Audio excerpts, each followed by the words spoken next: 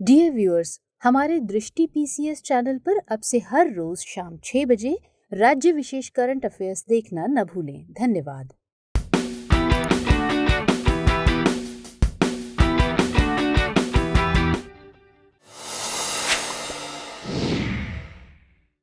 दृष्टि आईएएस के audio article programme में आपका स्वागत है। आज का हमारा आर्टिकल वर्तमान विश्व में घटने वाली कुछ घटनाओं के संदर्भ में उपजे विषय संयुक्त राष्ट्र की प्रासंगिकता पर आधारित है। हालांकि ये मुद्दा काफी समय से चर्चा में रहा है, ऐसे में यह विषय हमारी मुख्य परीक्षा के लिहाज से महत्वपूर्ण हो जाता है। ये विषय जीएस पेपर 2 के अंतर्राष्ट्रीय संबंध खंड से जुड़ा है। इस आर्टिकल में टीम दृष्टि के इनपुट्स भी शामिल हैं। तो आइए लेख की शुरुआत करते हैं, जिसका विषय है यूएन की प्रासंगिकता पर सवाल।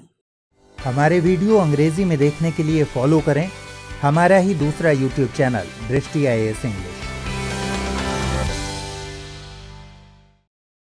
आइए सबसे पहले जानते हैं संयुक्त राष्ट्र का एक सामान्य परिचय।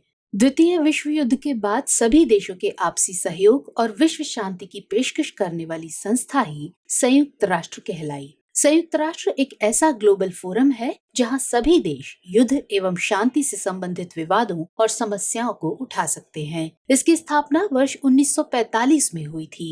वर्तमान में इसमें 193 सदस्य राष्ट्र हैं। संयुक्त राष्ट्र के चार्टर में लिखित उद्देश्यों और सिद्धांतों द्वारा ही इसके कार्य किए जाते हैं। मौजूदा वक्त में दुनिया तेजी से बदल रही है, जिसके साथ तालमेल रखने के लिए संयुक्त राष्ट्र भी पिछले कुछ वर्षों में बदला है। संयुक्त राष्ट्र की स्थापना के समय यानी 1945 के दौरान इसमें मूल रूप से 51 सदस्य राष्ट्र थे, जो बढ़कर वर्तमान में 193 हो गए हैं। ये अपने आप में दर्शाता है कि यह संस्था कितनी अहम है। देशों को इसकी सदस्यता सुरक्षा परिषद की सिफारिश पर दी जाती है। इन सदस्यों को महासभा के निर्णय द्वारा इस संगठन में प्रवेश दिया जाता है। संयुक्त राष्ट्र के बारे में इस संक्षिप्त जानकारी के साथ ही ये जानना भी जरूरी हो जाता है कि आखिर इस संगठन को बनाने के पीछे क्या उद्देश्य रहा होगा और इसके प्रमुख अंग कौन से हैं। और अंत में हम समझेंगे कि आखिर वे कौन से कारण हैं जो इसकी प्रासंगिकता पर सवाल खड़े करते हैं। तो आइए अब देखते हैं संयुक्त राष्ट्र की पृष्ठभूमि को। वो पहले विश्व युद्ध का दौर था जब कई राष्ट्रों ने कई हजार सैनिकों की शहादत दी। इसने पूरी दुनिया की सामाजिक आर्थिक स्थिति को प्रभावित किया। 1914 में शुरू हुई इस व्यापक जान माल की हानि का अंत 1918 में हुआ। इसके बाद विश्व में ऐसी संस्था की जरूरत महसूस की गई जिससे वैश्विक स्तर पर शांति और सौहार्द का वातावरण बनाया जा सके और द्वितीय विश्व युद्ध को होने से रोका जा सके। इसी कड़ी में वर्ष 1920 में लीग ऑफ नेशंस की अवधारणा सामने आई। पूरी दुनिया में शांति और स्वस्थ परिवेश बनाए रखना इसका विजन बनाया गया।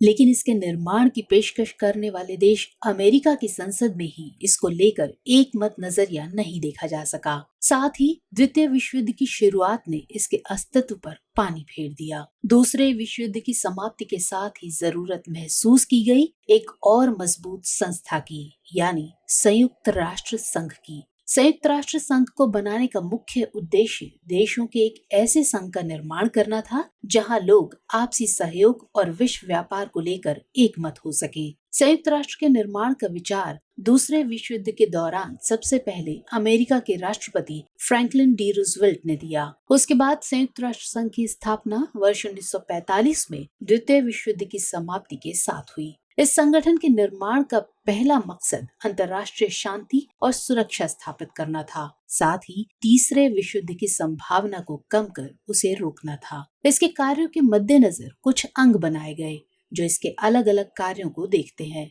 संयुक्त राष्ट्र ही वो संस्था है जो पूरी दुनिया के बीच आपसी सहयोग को बनाए रखने में मदद करती है। तो आइए जानते हैं संयुक्त राष्ट्र संघ के विभिन्न अंगों और उनके मुख्य कार्यों को।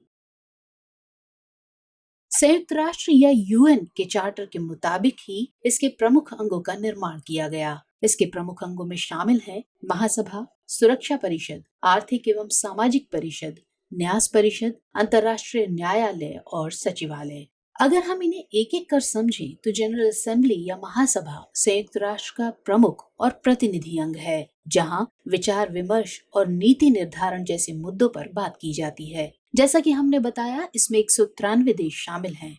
यानी कहा जा सकता है कि यूएन के सभी सदस्य देश महासभा के सदस्य होते हैं। दूसरा यानी सुरक्षा परिषद या सिक्योरिटी काउंसिल, इसका मुख्य उद्देश्य अंतर्राष्ट्रीय शांति और सुरक्षा को बनाए रखना है। इसमें 5 स्थायी और 10 अस्थायी सदस्यों के साथ कुल 15 सदस्य होते हैं। प्रत्येक सदस्य के पास एक वोट होता है। यूएन के सभी सदस्य राष्ट्र परिषद के निर्णय के प्रति बाध्य हैं। सिक्योरिटी काउंसिल की अध्यक्षता रोटेशन में चलती है और बदलती रहती है। डिसीजन मेकिंग में अहम रोल निभाने के कारण ये इकाई काफी महत्वपूर्ण हो जाती है। अब तीसरा है आर्थिक एवं सामाजिक परिषद यानी इकोनॉमिक एंड सोशल काउंसिल, जो सहयोग और पॉलिसी रिव्यू के लिए यूएन का एक प्रमुख निकाय है। ये आर्थिक, सामाजिक और पर्यावरणीय मुद्दों पर सुझाव देती है। ये सतत विकास लक्ष्यों के लिए चिंतन और विचार विमर्श के लिए एक प्रमुख मंच है। इसमें 54 सदस्य हैं जो 3 साल के लिए जनरल असेंबली द्वारा चुने जाते हैं। अब चौथा आता है ट्रस्टीशिप काउंसिल यानी न्यास परिषद, जिसकी स्थापना 1945 में यूएन चार्टर के चैप्टर 13 के तहत हुई थी। ये 11 ट्रस्ट टेरिटरीज के अंतर्राष्ट्रीय सुपरविजन का काम करती है। साथ ही यूएन के सभी कार्यों के लिए फंड जुटाने का कार्य इसी के जिम्मे होता है। पांचवा, अंतर्राष्ट्रीय न्यायालय यानी इंटरनेशनल कोर्ट ऑफ जस्टिस, संयुक्त राष्ट्र का ये प्राथमिक न्यायिक अंग है। इसका मुख्य कार्य विभिन्न देशों के मध्य कानूनी विवादों का निपटान करना है। संयुक्त राष्ट्र के सभी 6 अंगों में से केवल यही है जिसका मुख्यालय न्यूयॉर्क में न होकर नीदरलैंड के हेग शहर में स्थित है। अब बात करते हैं इसके अंतिम और छठे अंग की, जो है सचिवालय या सेक्रेटेरिएट। इसके तहत यूएन महासचिव सहित हजारों की संख्या में अंतर्राष्ट्रीय स्टाफ शामिल है, जो महासभा और यूएन के अन्य अंगों के प्रमुख कार्यों को संचालित करते हैं। यूएन महासचिव इस संगठन का मुख्य प्रशासनिक अधिकारी होता है, जो सुरक्षा परिषद की सिफारिश पर महासभा द्वारा चुना जाता है। तो ये हुई यूएन के प्रमुख अंगों की बात, जहां हमने ये जाना कि यूएन क्या है और इसे क्यों बनाया गया। ऐसे में अगर सवाल इसकी प्रासंगिकता पर हो तो केवल यूएन के निर्माण की जानकारी ही हमारे लिए काफी नहीं होगी। तो अब ऐसे में ये जानना भी जरूरी होगा कि इसके निर्माण से लेकर अब तक वैश्विक स्तर पर यूएन का क्या सहयोग रहा है और ऐसी क्या वजह रही हैं जो इसके अस्तित्व पर सवाल खड़े करती हैं। शांति और सुरक्षा के लिए बनाए गए इस वैश्विक मंच की भूमिका आज भी उतनी ही बनी हुई है जितनी इसके निर्माण के समय थी। बात चाहे निरस्त्रीकरण की हो या आज के समय में न्यूक्लियर वॉर को रोकने की, आज भी यूएन उतना ही जरूरी जान पड़ता है। कोरोना वायरस महामारी के दौरान यूएन से ही जुड़ी एक संस्था विश्व स्वास्थ्य संगठन यानी WHO ने बड़ी मात्रा में सहयोग दिया है। ये सहयोग चाहे कोरोना से जुड़ी जानकारी उपलब्ध कराने के लेवल पर हो या वैक्सीनेशन और कई गरीब देशों को धन उपलब्ध कराने के स्तर पर। विश्व में ऐसी कोई अन्य संस्था नहीं है जो स्वास्थ्य के लिए इतने बड़े स्तर पर धन और सहायता उपलब्ध करा रही हो। इतना ही नहीं, स्मॉल पॉक्स के खात्मे के लिए जो सहयोग इसने दिया है, उसी के बलबूते आज कई देश इस बीमारी के बोझ से छुटकारा पा सके हैं।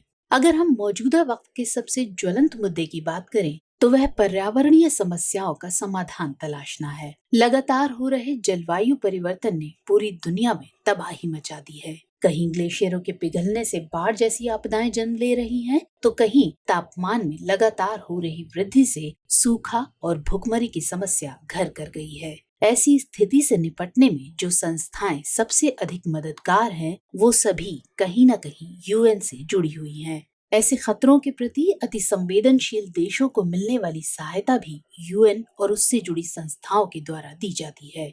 यूनाइटेड नेशंस एनवायरनमेंट प्रोग्राम अपनी कई रिपोर्टों के द्वारा क्लाइमेट, प्रकृति और प्रदूषण जैसे मुद्दों के जरिए पूरी दुनिया को जागरूक करने की कोशिश कर रहा है। ये पर्यावरण और जलवायु परिवर्तन से जुड़े कई कन्वेंशन और एग्रीमेंट लेकर सामने आता है, जिससे सभी देश वैश्विक स्तर पर इन समस्याओं से निपटने में अपना सहयोग दे सके। ये सभी एग्रीमेंट सस्टेनेबल डेवलपमेंट को प्रमोट करने के लिए किए जा रहे हैं, ताकि दुनिया में सभी के पास भोजन, साफ पानी, शिक्षा और समानता पहुंच सके और देशों के बीच किसी भी तरह का विभाजन न रह जाए। यूएन विकसित और विकासशील देशों के बीच के अंतर को कम करने में भी सहायक रहा है। संयुक्त राष्ट्र से जुड़ी कई संस्थाएं दुनिया को अलग अलग मुद्दों के प्रति जागरूक करने में अपनी भूमिका निभा रही हैं। यूएन यूनिसेफ के जरिए बच्चों के अधिकारों के लिए प्रतिदिन लड़ाई लड़ रहा है। साथ ही यूनेस्को के जरिए सभी देशों की संस्कृति, समाज और विरासत को सुरक्षित रखने का काम भी कर रहा है।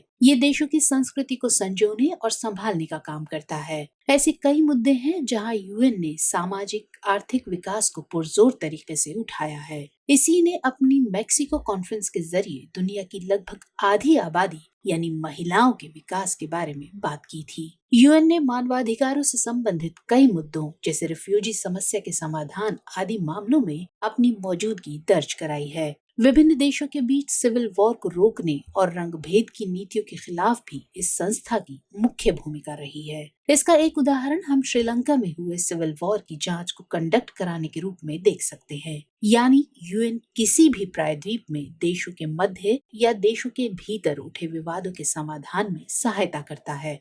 अंकटाड और यूएनडीपी जैसे कई निकायों ने ट्रेड एवं डेवलपमेंट के मामले में विकासशील देशों की सहायता की है। यहाँ जिक्र किए गए सभी सहयोगों से पता चलता है कि संयुक्त राष्ट्र ने शांति, सुरक्षा और न्याय सुनिश्चित करने के लिए कार्य किया है। लेकिन इन सब के बावजूद आखिर वे कौन से कारण हैं जिनके चलते वैश्विक सुरक्षा और शांति की पेशकश करने वाली ये संस्था यानी संयुक्त राष्ट्र सवालों के घेरे में है। तो आइए जानते हैं यूएन के सामने मौजूद चुनौतियों के बारे में जिन्होंने संयुक्त राष्ट्र को इस कटघरे में ला खड़ा कर दिया है। मौजूदा वक्त की बात करें तो कई विश्लेषकों का कहना है कि यूएन अपने कार्य के प्रति नीरस दिखाई दे रहा है। ऐसे भी आरोप लगाए गए हैं कि यूएन कई बड़े देशों के हाथ की कठपुतली बनकर रह गया है। कोरोना महामारी के फैलने के दौरान भी देखा गया कि यूएन अपने दायित्वों को निभाने में लगभग असफल रहा है। ऐसी भी स्थितियां देखी गई हैं जहां कोरोना को लेकर दी जाने वाली जानकारियां बड़ी मात्रा में गलत साबित हुई हैं और WHO जैसी संस्था होने के बावजूद पूरा विश्व इस महामारी से झुलस गया है। इतनी बड़ी और शक्तिशाली संस्था भी इसका स्पष्ट अनुमान नहीं लगा पा रही है। ऐसे कई और ज्वलंत मुद्दे सामने आए हैं जहां कमोबेश ऐसी ही स्थिति देखने को मिली है।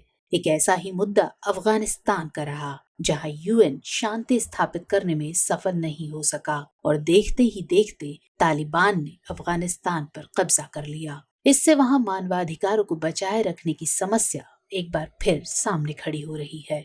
इसके अलावा देखें तो सीरिया क्राइसिस और इराक युद्ध के दौरान भी यूएन लगभग शांत नजर आया। ऐसा अक्सर देखा गया है कि निरस्त्रीकरण के वादे के बावजूद यूएन के ही कई सदस्य राष्ट्र अपनी सैनिक और हथियारों की ताकत लगातार बढ़ा रहे हैं। कुछ ऐसे ही सवाल सुरक्षा परिषद में मौजूद वीटो पावर वाले देशों को लेकर भी खड़े किए जाते हैं, जिनमें संयुक्त राष्ट्र अमेरिका, ब्रिटेन, फ्रांस, चीन और रूस शामिल हैं। देखा गया है कि इन देशों का जिस मुद्दे से हित नहीं जुड़ा होता है वहां ये वीटो पावर का इस्तेमाल कर लेते हैं। यानी सुरक्षा परिषद के इन स्थायी सदस्यों द्वारा वीटो पावर का अक्सर दुरुपयोग भी किया गया है। एक सवाल ये भी है कि यूएन ने आज तक उइगर मुस्लिमों का विवाद क्यों हल नहीं किया।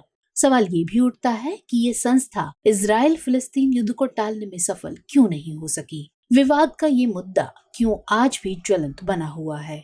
कुल मिलाकर ऐसा दिखाई देता है जैसे कुछ शक्तिशाली देशों ने यूएन को पंगु बना दिया है। तो आइए इन सभी सवालों के मद्देनजर देखते हैं इससे जुड़े समाधानों को और जानते हैं कि ऐसे में आखिर आगे की राह क्या हो सकती है। यूएन विश्व में शांति स्थापित करने के लिए विभिन्न देशों की पीस कीपिंग फोर्स पर आश्रित है, जिससे शक्ति संपन्न देशों पर उसकी निर्भरता बढ़ जाती है। कुछ ऐसा ही मामला सामने आता है वित्त के मामले में, यानी जो देश यूएन को जितना अधिक फंड मुहैया कराता है यूएन के फैसले उससे उतने ही प्रभावित दिखाई देते हैं। ऐसे में यूएन को अपनी स्वयं की एक पीस कीपिंग फोर्स बनाने की जरूरत है। हालांकि इसके निर्माण के समय ही इसकी एक फोर्स बनाने की बात कही गई थी, लेकिन वो आज तक कागजी पुलिंदों में ही दबी हुई है। लेकिन अब इसे अमली जामा पहनाए जाने की जरूरत है।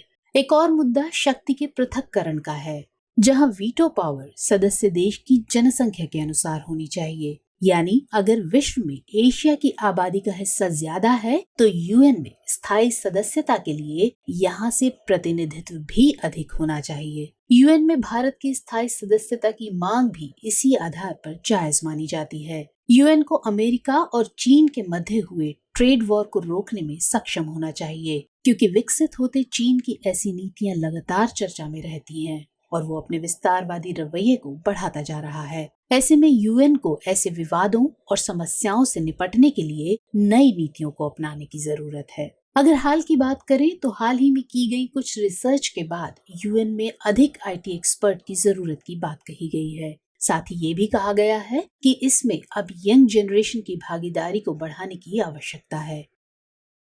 इसके अलावा यूएन के सामने सबसे बड़ा मुद्दा आतंकवाद का है, जिसके लिए एक निश्चित परिभाषा तय करके ठोस कदम उठाने की जरूरत है। विश्व की इतनी बड़ी संस्था की ही जिम्मेदारी है कि वह क्लाइमेट चेंज जैसी समस्याओं के समाधान के लिए पूरी दुनिया को एक साथ लाए। यूएन को रिफ्यूजी समस्या को भी जल्द से जल्द निपटाए जाने पर ध्यान देना चाहिए, क्योंकि ये बहुत बड़ी मात्रा में नई नई समस्याओं को जन्म दे रहा है। क्योंकि बढ़ती रिफ्यूजी समस्या ने पूरी दुनिया को परेशानी में डाल दिया है। इससे कई देशों के संसाधनों पर दबाव बढ़ रहा है, जिससे अलगाव, नृजातीय संघर्ष की स्थिति पैदा हो रही है। चीन में रह रहे उइगर मुस्लिमों के अधिकारों का मुद्दा भी बेहद अहम है, जिसे जल्द से जल्द निपटाए जाने की जरूरत है। इसके अलावा ऐसे कई मुद्दे सामने आए हैं जहां अधिक पारदर्शिता और जवाबदेहिता सुनिश्चित करने की जरूरत है। इन सभी सुधारों के अलावा अगर आखिर में हम बात करें यूएन की अभी तक की सबसे बड़ी उपलब्धि की, तो वह ये है कि यूएन के निर्माण ने तृतीय विश्व युद्ध को रोक कर रखा है। जहां 40-50 वर्षों में पूरी दुनिया ने 2 विश्व युद्ध झेले, वहीं यूएन की स्थापना ने पिछले 70 से अधिक वर्षों में ऐसी संभावना को कम किया है। ऐसे में हम कह सकते हैं कि यूएन को रिफॉर्म की जरूरत है, बजाय इसके कि इसे समाप्त किया जाए। आइए अब नोट करते हैं आज का सवाल। द्वितीय विश्व युद्ध के बाद संयुक्त राष्ट्र कैसे पूरी दुनिया को एक साथ लाने में सहायक रहा है? इस संदर्भ में यूएन की प्रासंगिकता पर विचार कीजिए।